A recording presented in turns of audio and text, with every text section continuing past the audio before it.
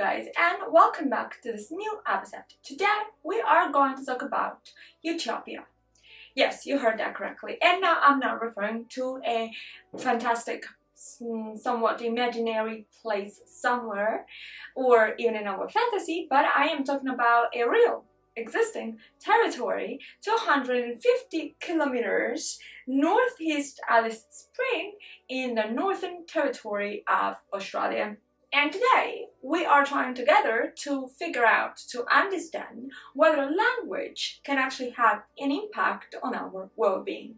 Yes, because we do live in a globalized world in which major languages dominate the communication. For instance, I'm thinking English.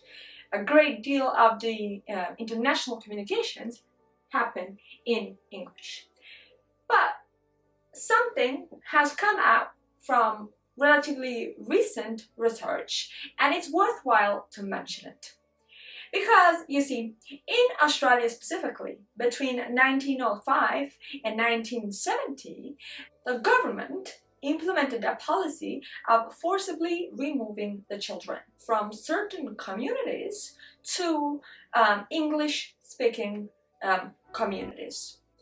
And that the simple fact of not being able to speak with their own relatives, the mother tongue, the native language, seems to have caused innumerable issues, specifically health issues.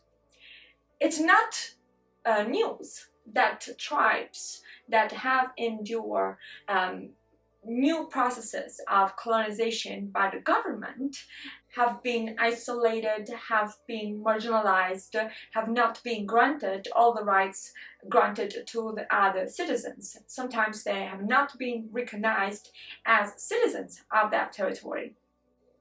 But one thing for sure is that language might have an impact on the well-being of those people. It's kind of like absurd, because if we think about what happened during the COVID-19 pandemic, for instance, we do realize that communities that did not speak English had less access to medical care.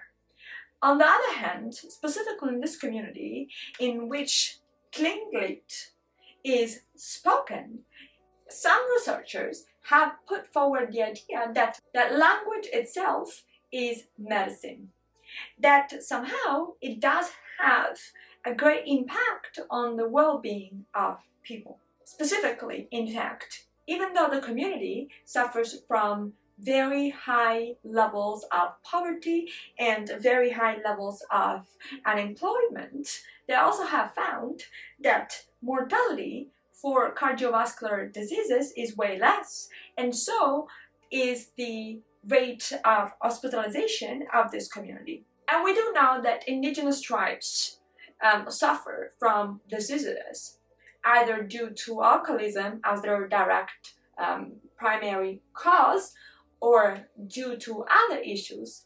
They all can find a common root in the displacement, segregation, isolation, marginalization. And that is because in one of the Cree languages, there's a word that is mno bamadis, and what that means is that we are all. And what that exactly implies is that we are physical, emotional, mental, and spiritual states all combined together. So part of the program to safeguard these communities is also not to deprive them of their own mother tongue, which is kind of a fascinating thing, right? Because there's a constant push, especially in the West, with all the technologies to learn new languages. But sometimes we forget our own roots.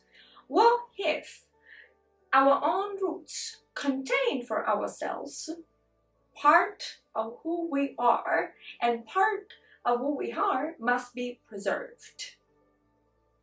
I don't know, just food for thoughts.